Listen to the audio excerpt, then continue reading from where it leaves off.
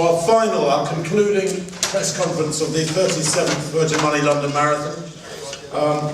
We have one or two people who are going to join us who made a big impact yesterday. 4 people in particular. Our women's wheelchair champion sadly has headed off back to Switzerland. Indeed, she was in such a rush, she of course didn't make the post-race press conference yesterday. But Manuela Shah, we must acknowledge as having performed superbly yesterday. She won by over 4 minutes and set a new course record here in London. What I'm going to do is welcome our 4 people up onto the stage and then ask you to take photographs for 20 or 30 seconds, if that's okay. Give you that opportunity first of all. Without any further ado, a gentleman who works tirelessly on this event throughout the year and does a pretty good show, I think, has picked up the cudgel from Dave Bedford these last few years and added extra. He's done an incredible job, and yesterday was probably the greatest ever London Marathon, certainly the biggest. The event director, Hugh Brasher.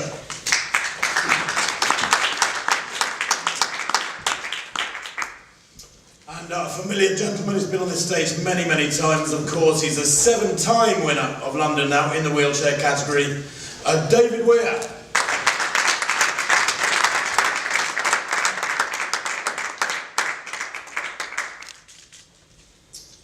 We have a new men's champion in London, a gentleman who won in Amsterdam last October and yesterday ran a very, very smart race, which I'm sure will get more and more recognition as people look at that tape and see the way he reacted when it was necessary. It is, of course, Kenya's Daniel Wanjiru.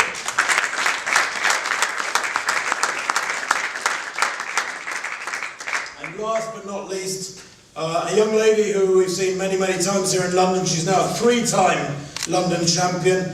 Those with her 3 New York victories, consecutive New York victories, make her now a 6-time Abbott World Marathon Major champion. That makes her unique. She is, of course, the world record holder now in the women's only marathon, Keitany.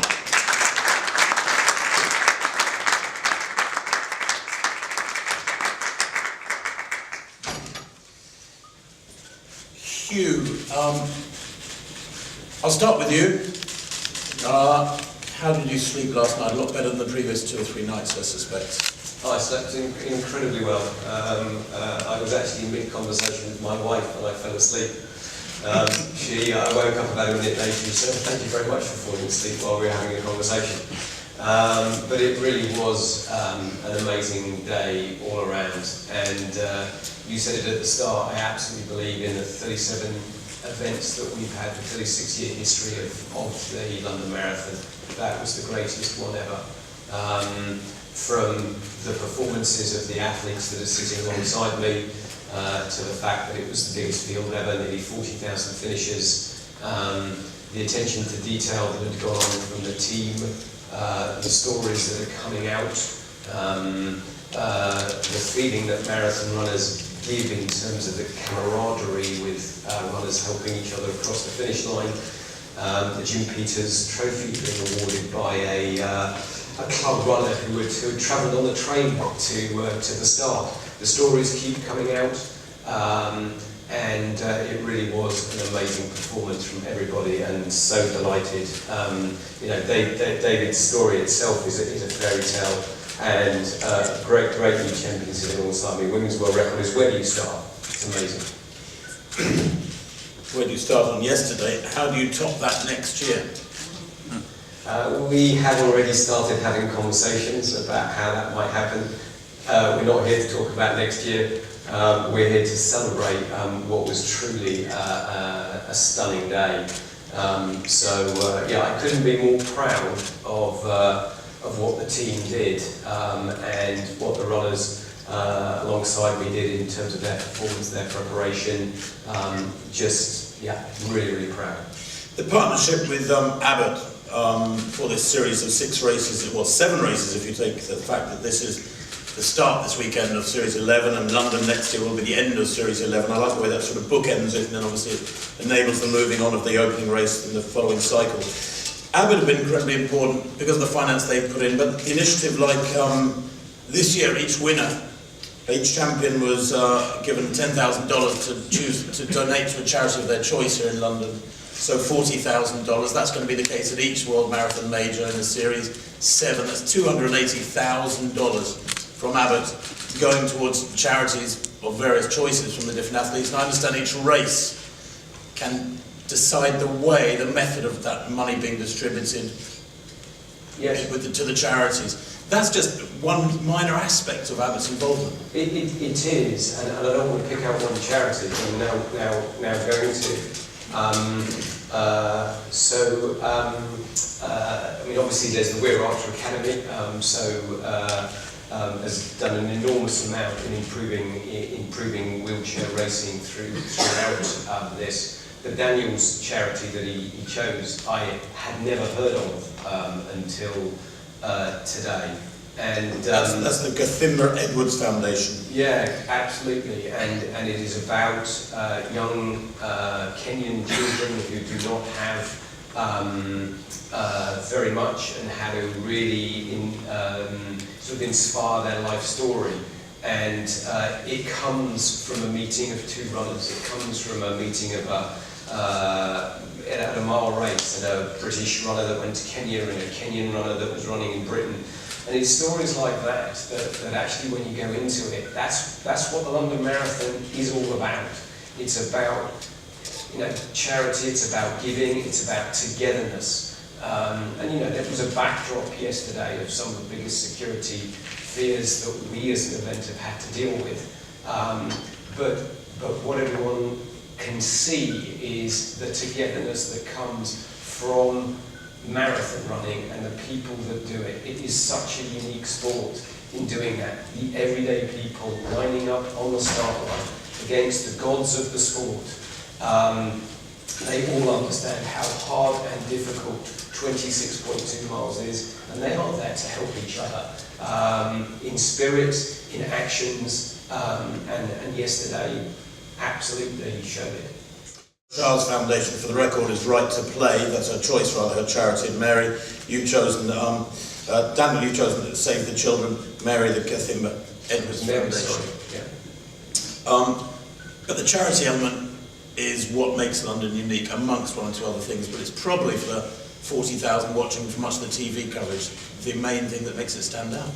Yeah, I mean, this year, obviously, our official charity of the year was Heads Together. And the campaign of the Duke and Duchess of Cambridge and Prince Harry, and having them there on the day at the start. People didn't know that they were going to be at a Buxton water station at mile 22. There was a cheering point going on at mile 6. They were there giving medals at the finish line. All of this is going on in the background, and actually, probably at the start, very few people had an understanding of the huge logistical operation that was going on to make that happen. On top of the fact that 40,000 runners happen to be going past, 650,000 bottles of water being given out, 250,000 bottles of Lucozade. It truly is an amazing event. As I say, just gets people together, and I am certain we will have beaten the world record for charity one day fundraising. I mean, the world record was 59.4 million. I am certain we will go over £60 million raised for charity yesterday, which will take us to over 890 million pounds since my father and John Disley founded this event in 1981. And I mean, 890 million pounds for charity. That is just an unbelievable figure.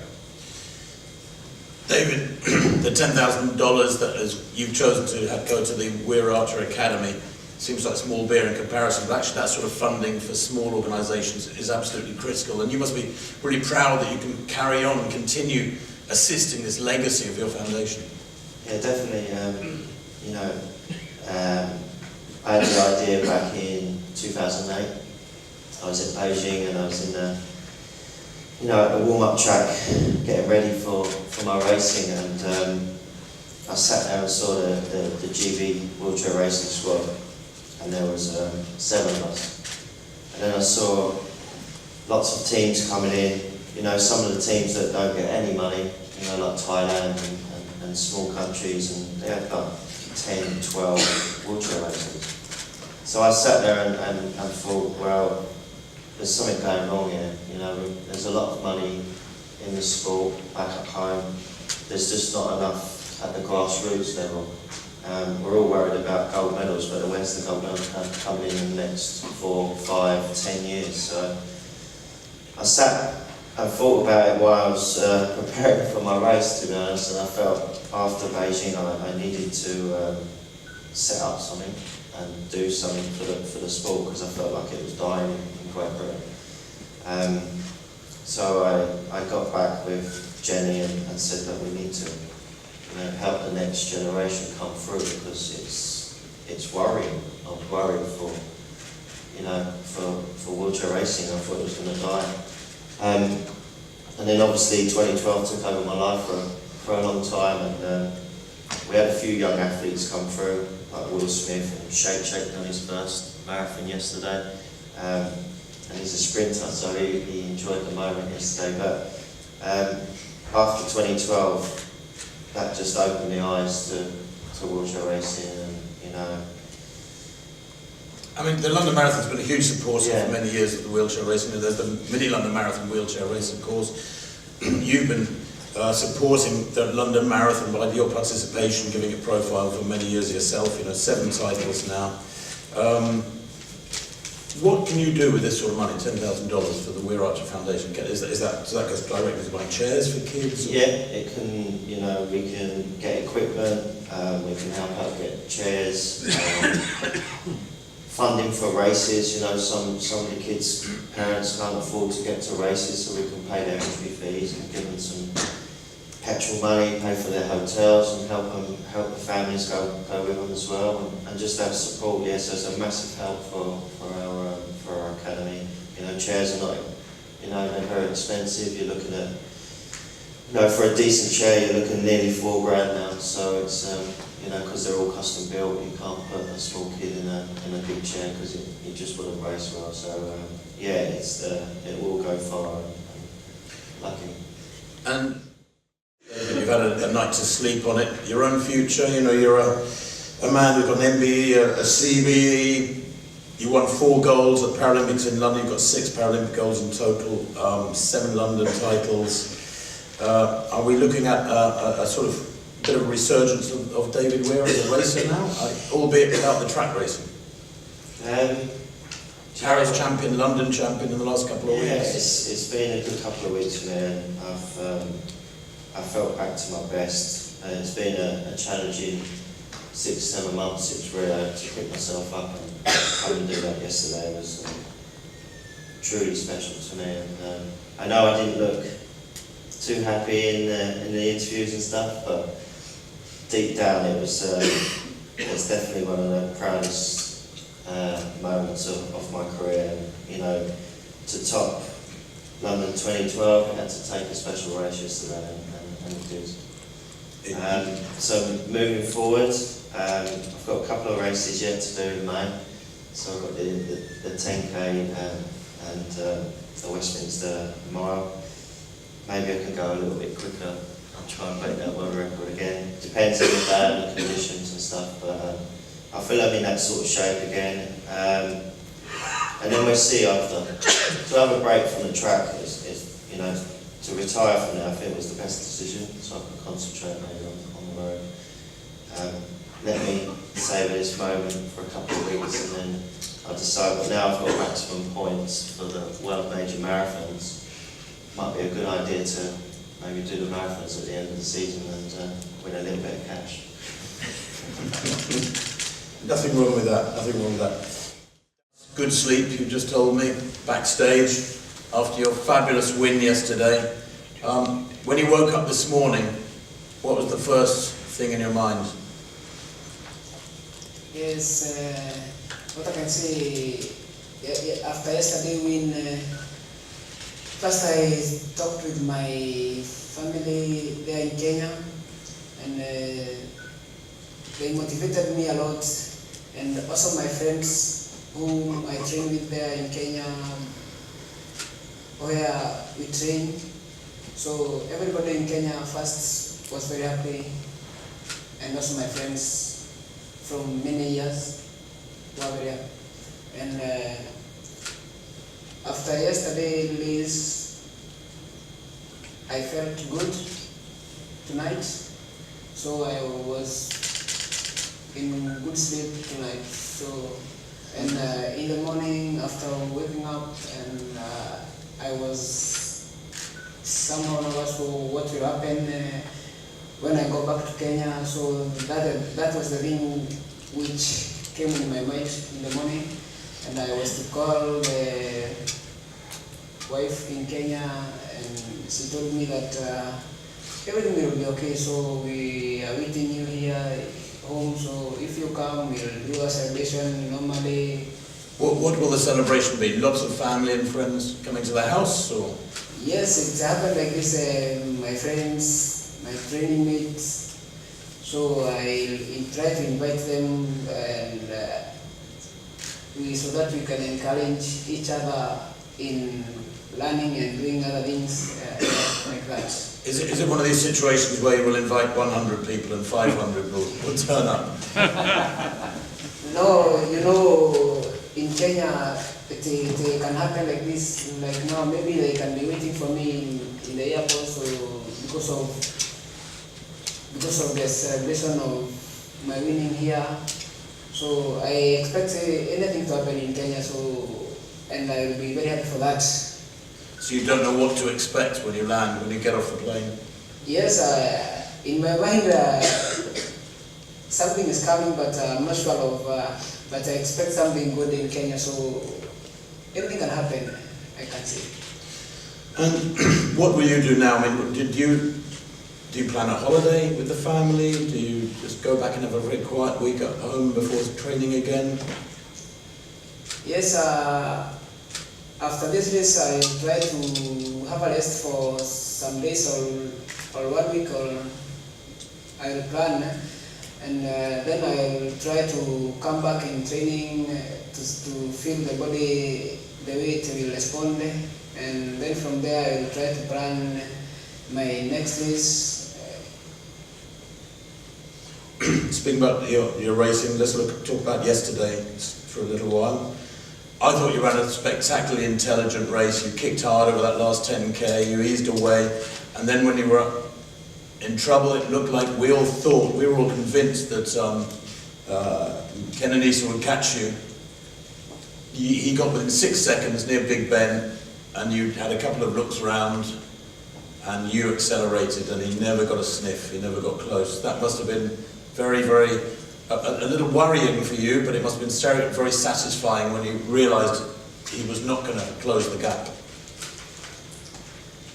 Yeah, to me, I was expecting anybody can come from behind, so I am well prepared because when we were starting the race, I had good confidence, even during starting. And during the race, I tried to control my feelings in the race, so I was concentrating in the course and to feel the way I'll do thereafter, because the pace in the starting was very high. So I knew in my mind that after crossing half of the race, anything can happen there. When marathon, it's not like half marathon or 10k. As you proceed to the finish, anything can happen. Anybody can get tired, and you can be overtook by everybody. So I had to plan well to how to do my race. Yeah, I was aware that anybody can come, so I had to look behind a bit so that I can have a plan the way I can finish my race yesterday. Yes. Well, it was brilliantly thought out and brilliantly executed, Daniel, so congratulations. Mary, really a race, it was more of a time trial. You know, I think after the first few hundred metres you hardly saw anybody else, did you? It was a very, very brave effort, and I think many, many people who know the sport thought you had overcooked it. You'd gone out a little too hard, especially when we saw that halfway time under 67 minutes, which in itself is kind of a world record during a marathon. But you ran so strongly, so bravely. Do you think there's more to come?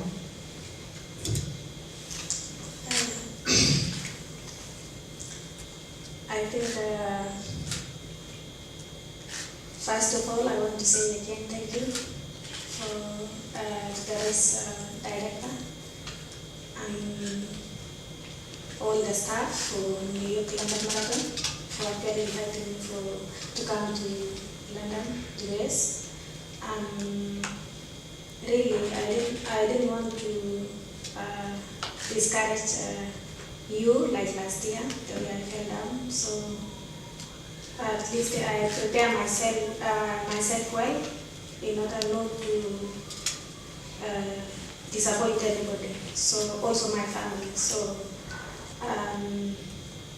I was ready for anything yesterday because I knew I trained well and I knew again I can run a good time.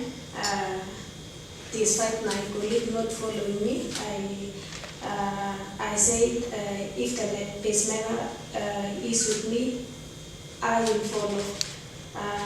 Despite the fact that the pace at first was a little bit crazy, and I said, okay, let me just go. So long as I'm just feeling my fatigue, so long as I'm feeling my body, and I said, okay, if I'm going at this pace, maybe when I will be at halfway, I will be losing. So in any case, let me just go like this, and I will see how I will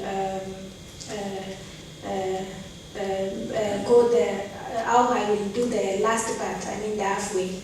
And I just, I put in my mind that if somebody was coming to cut me behind, I was ready with the tactics because I was really ready for yesterday's event.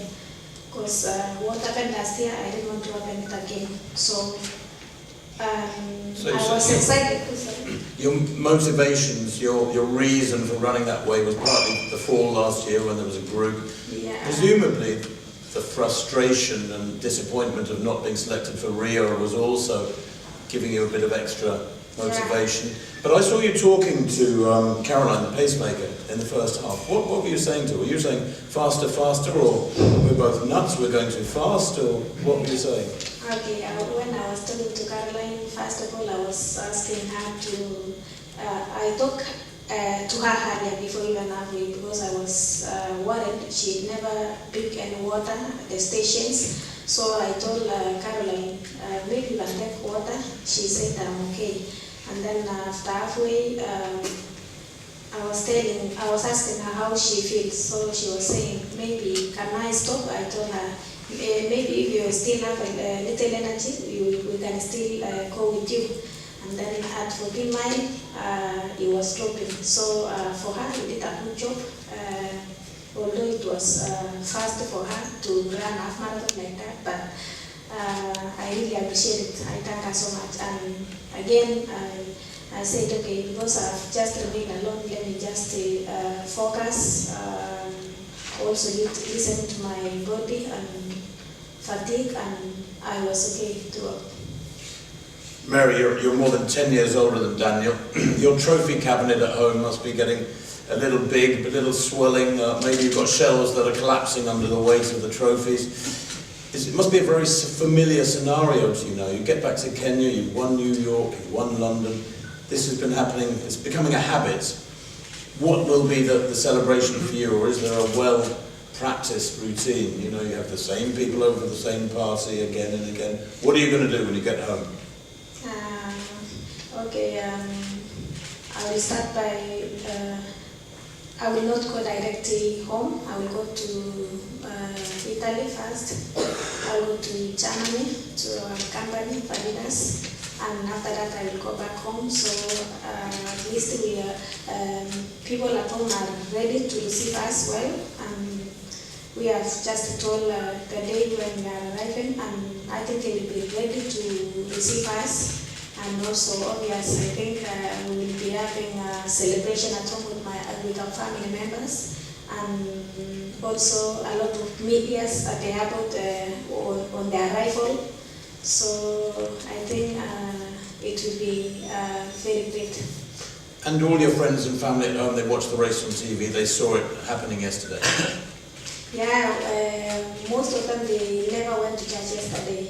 because they knew I was competing, so they were in the screen throughout, asking what time, and it started at what time. So it was really amazing because after when we crossed the line, they were having a meeting immediately after the race, how they can receive us. Maybe they thought they will be arriving, because normally when we go to a race, we travel on Monday back home, Tuesday, Wednesday we are there. So they was thinking that maybe Tuesday or Wednesday we will be there already. So we told them we still have some couple of days here in Europe, and we will come later.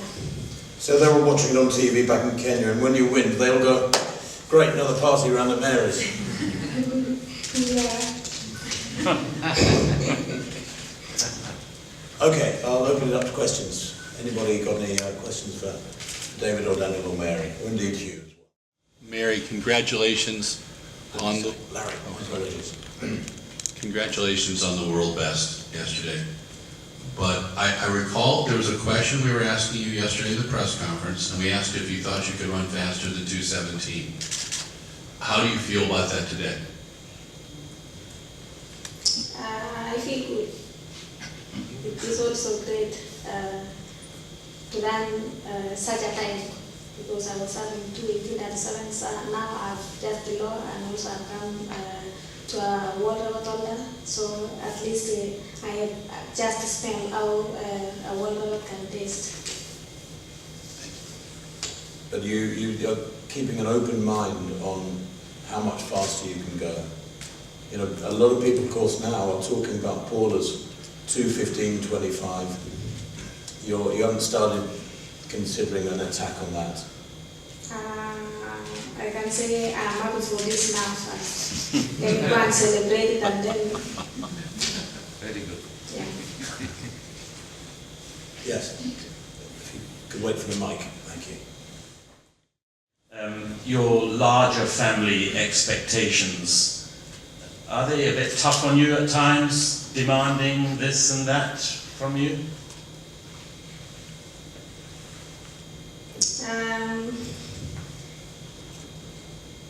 They are not demanding anything. They are lovable, they are kind, so they are really nice.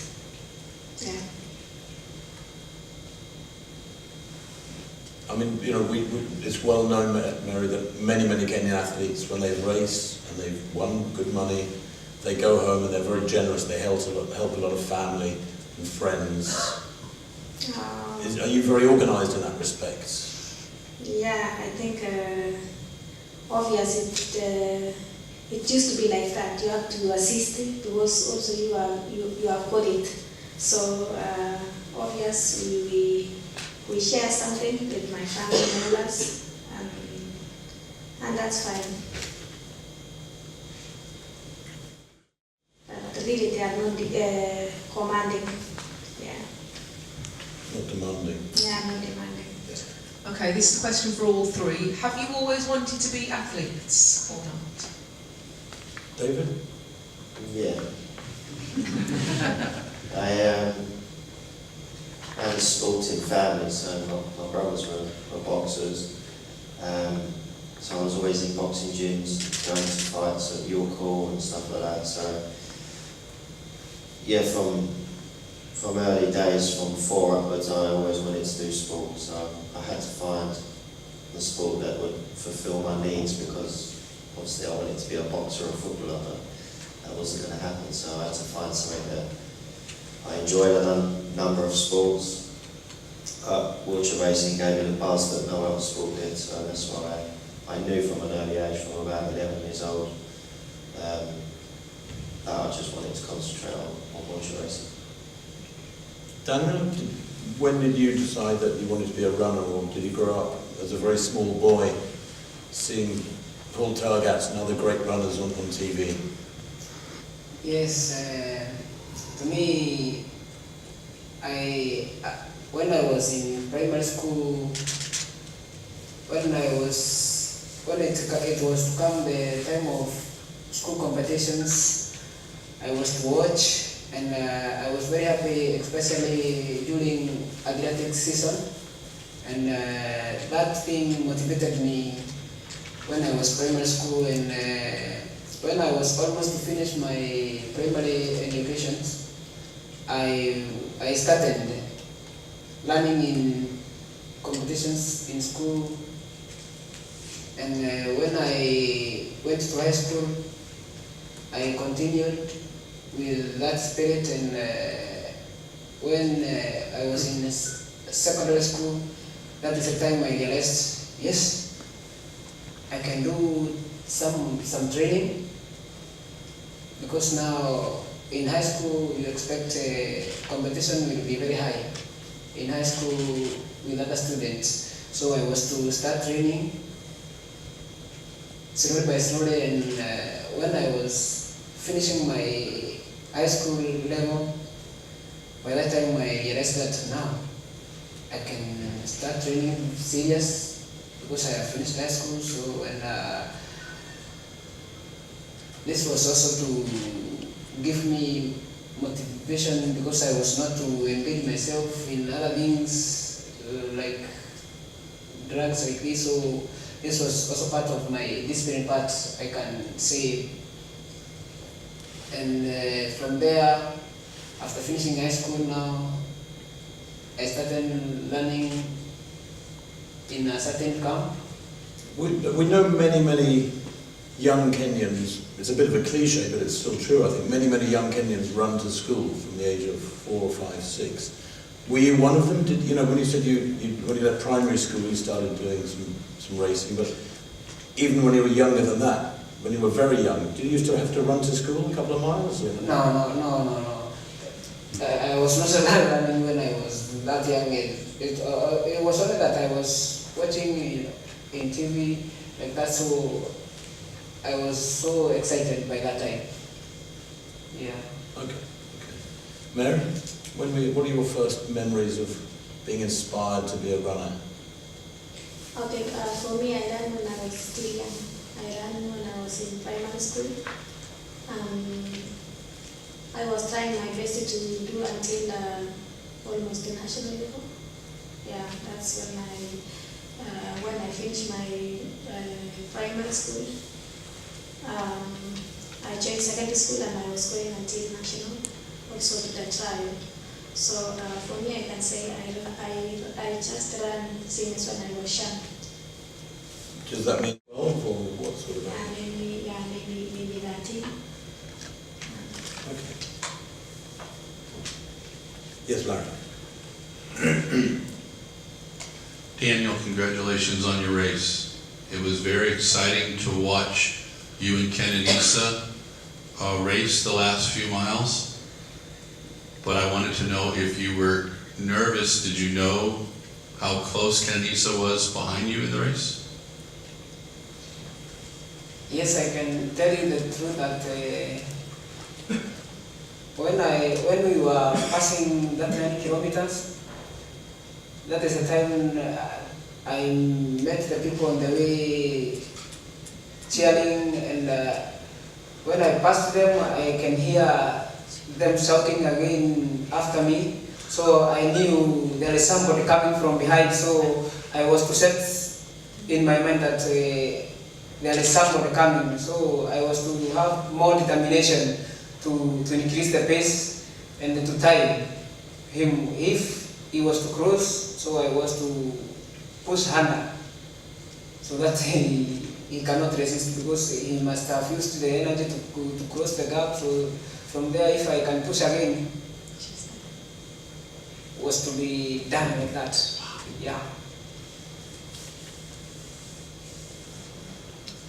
Yes, Alice. Hi, I just wanted to ask Mary what the London crowds did for her yesterday, whether they helped her when she was all on her own for so long. They did a amazing job, because when the pacemaker trouble was coming all the way alone, and both sides a lot of noisy. So I think some of them even was just running with me. So it was really enjoyable, because at least many fans were just on the road to go out to the finishing line.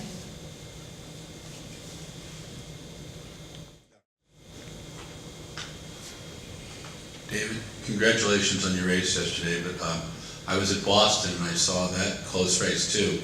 So you obviously knew Marcel Hug had some wheels. Yep. What do you tell yourself over the last 1 kilometer as you guys are preparing to just sprint like mad? To make sure I don't lose Marcel's wheel.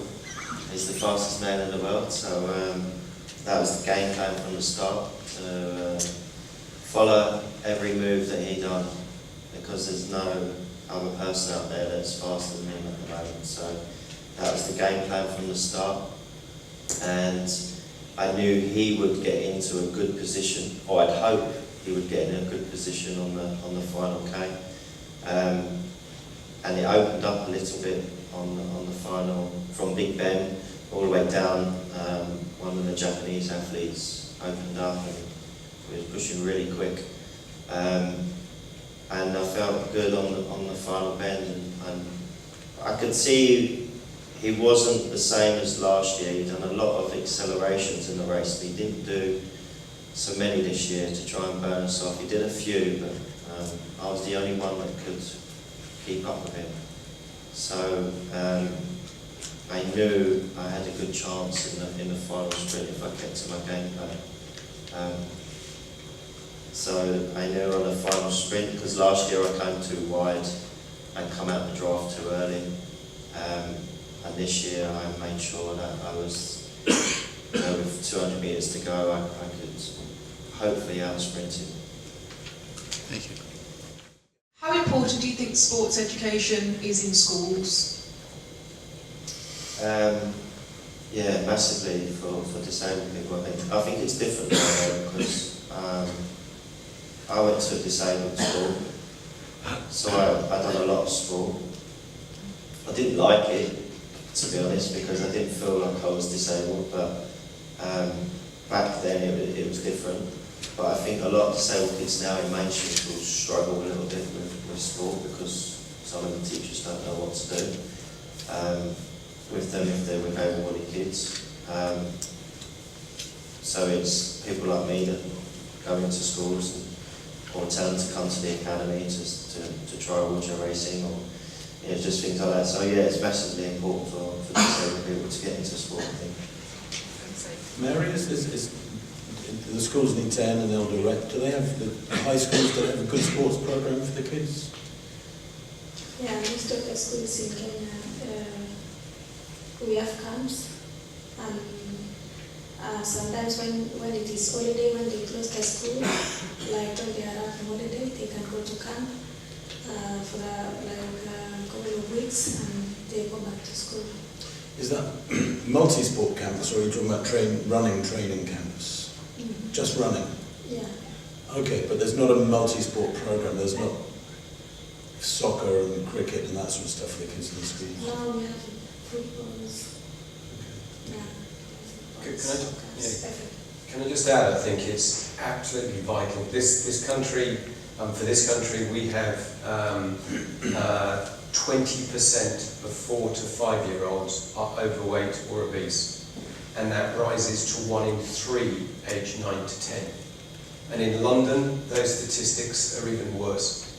So sport is hugely important for our health, our well-being. We've been talking about mental health. It's not only important for our physical health, but also our mental health. And anything that we can do to inspire kids to take part in sport, and there are inspirational stories here. I have to say, I was in I-10 in Kenya, I think it was in 2013, and I had, I think, the misfortune, I'm going to use it as a term, to race the primary school kids over a 2-mile course. Out of about 2,500 kids, I think I was 4th last. That's the base that Kenya has. It's why so many of the great athletes are now coming from Kenya. There is no reason that Britain should be so far behind. It is absolutely vital that sport becomes an intrinsic part of our children's everyday life. Larry, yeah. Hugh, is that part of the reason why London does the, what I call them, the kids races, the shorter races? Do you see that as inspiration for the young athletes? We absolutely, I mean, the Virgin Money Giving Mini London Marathon, that is 2,000 kids from around the country. There are kids from every single London borough. I'm delighted that we've been introducing wheelchair racing into it, and we are getting record numbers of wheelchair kids, wheelchair racers taking part. So it is across age groups. There were 3 course records yesterday in the mini marathon. It's where David started, and what could be more inspiring than running the last 3 miles of the London Marathon, finishing on that iconic finish at Buckingham Palace on the Mall, and you know, the pillars of why my father and John Disley founded it was to inspire sports participation, and the Virgin Money Giving Mini London Marathon is absolutely part of that. There are loads of other initiatives that we have. We're announcing a new one on Friday that we are very, very excited about, but that's for Friday, so absolutely a hugely important part. Are yet to sort of be fully thought out. But you spoke about being at the World Championships in terms kind of as a coach or a mentor and working with maybe one athlete in particular. But are you able to talk a bit more about your involvement there? I've been working in the background of a certain TV company, and then I'm an ambassador for 2017 as well, so I'll be doing some stuff there. Coaching wise, I won't be there as a coach, so I don't know where that comes from, but I'll be coaching some of my athletes in the academy, and hopefully they'll be selected for the World Championships. So they've got a busy period of track races coming up, the Swiss Series and stuff like that, so it's just to get them guys in the best shape possible for maybe selection for the World Championships.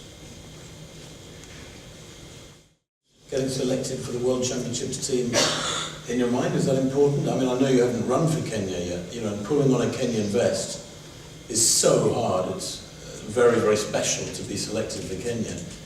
Would you like to run in this summer in the World Championships? Yes, that is what I'm looking forward to do here in London. If I will be selected, I can be very happy to come here and run again in London City. To me, I'm very happy to come here again. Even for next year, to defend my title here, I can be very happy for that. Mary, what about you? Do you want to do a summer championships this year?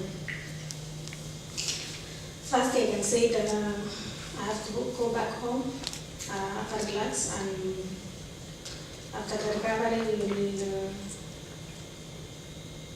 see, we will talk with my manager, and we will see where we will be, and also we have to wait for the federation to say anything. I think they'll struggle to leave you out of the team this year. Don't you think?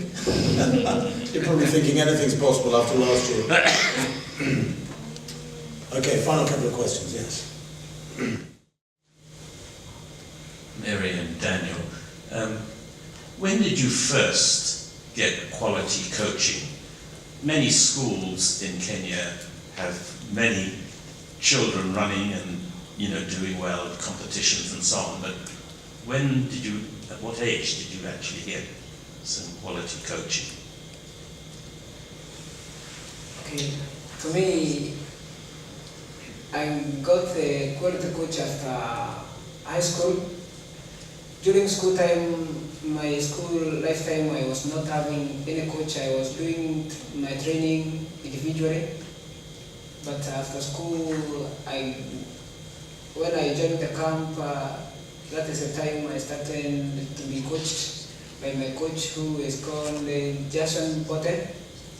And for more, I can thank him so much for giving me a good program, because now we can see that we are heading somewhere, because if we can able to train like that and win a major marathon, so I can see we are heading somewhere to do more better in the years to come. Maureen? Mary? Me, I think I started real coaching in 2007. So hold on, when you were 25, you must have had some good coaching many years before that. Yeah, first I had a Kenyan coach called Philip Simon. He was an athlete as well as a coach. And I think the late 2007, I joined Nicola Gabriele from Italy. And he coached me till 2014, I think. And from there, my son took over until now. Larry, last question, if that's okay, folks. Okay, Mary, I'm going to ask you the last question. This could be a hard one. So there's all this talk about a 2-hour marathon that some people think is a bit rubbish, but some people find interesting. How fast do you think women can run the marathon? Can they run under 2:15? I think they never talked about the women. They consider only the guys. So So we're going to ask you how the women can So go. I don't have the answer for that because they never considered women. They only say about men. I'm sorry. Okay.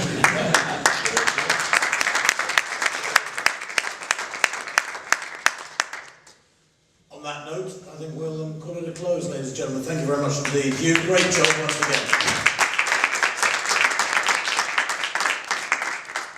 And for our champions, travel home safe. Thank you.